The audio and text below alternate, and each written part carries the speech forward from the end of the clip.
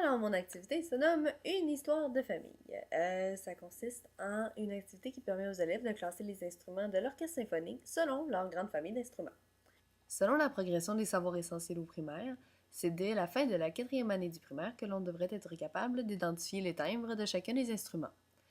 Par contre, puisque j'ajoute le niveau de difficulté de savoir épeler les noms et de la quantité des instruments qu'il y a dans l'orchestre symphonique, je crois que l'activité s'adapte donc plus au 3e cycle, plus à la 5e année du primaire. Pour ce qui est des processus cognitifs, tels qu'expliqués selon la taxonomie révisée de Bloom, je crois toucher au côté de mémoriser et de comprendre avec mon activité. Dans la mémoire, on dit qu'il faut se rappeler, je reconnais ou je tire une connaissance pertinente de ma mémoire. Donc, lorsqu'on nomme les instruments, on utilise sa mémoire.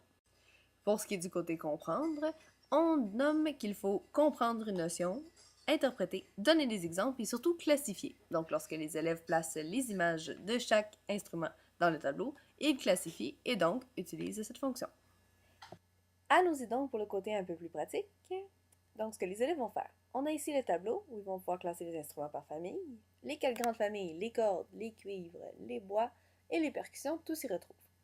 Ensuite, nous avons notre banque d'instruments que nous allons pouvoir inclure dans le tableau. On voit ensuite les petites lignes en dessous de chaque instrument qui, comme un bonhomme pendu, permettront aux élèves d'écrire le nom de chacun des instruments.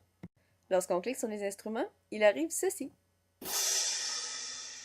On entend donc un extrait de chacun des instruments. Un autre exemple.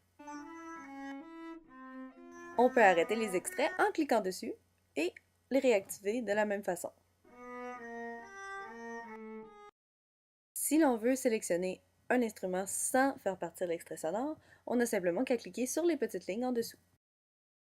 Suite à l'exploration sonore, les élèves auront ensuite à écrire le nom de chacun des instruments.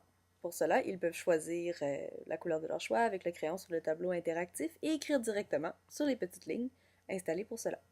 Ainsi, ils développent leur capacité à écrire le nom des instruments sans faute, surtout que plusieurs instruments ont des petits pièges. Et évidemment, les élèves, avec le crayon sur le TBI, auront plus de facilité à écrire et cela ira beaucoup plus rapidement que moi.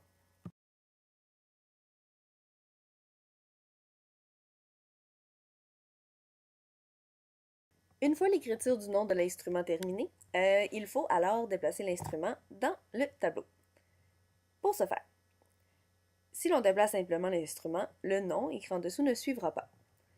Afin qu'il suive, il faut choisir de grouper le tout ensemble. Pour ce faire, il suffit de cliquer sur le bouton droit de la souris ou encore sur le TBI, ce sera d'essayer pour trouver ce qui fonctionne, de sélectionner chacune des lettres puisque l'écriture s'écrit malheureusement séparément. Et ensuite, clic droit et on choisit encore grouper. Une fois le tout groupé ensemble, tout se déplacera comme si c'était qu'une seule image.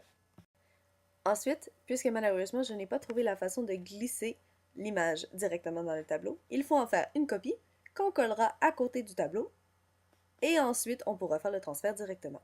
L'image se rapetisse automatiquement à la grandeur de la case, ce qui rend le tableau beaucoup plus facile à utiliser par la suite.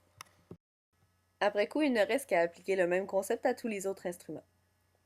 Il est certain que le processus de transfert dans le tableau peut être un petit peu plus long, mais une fois qu'on en a pris l'habitude, ça se fait très très bien, même si cela exige quelques étapes supplémentaires. Il est certain qu'éventuellement, je serais super contente d'être capable de traîner ou de draguer, comme ils disent, l'image directement dans le tableau. Ce serait beaucoup plus facile et plus agréable pour l'élève qui pourrait le faire simplement avec un doigt.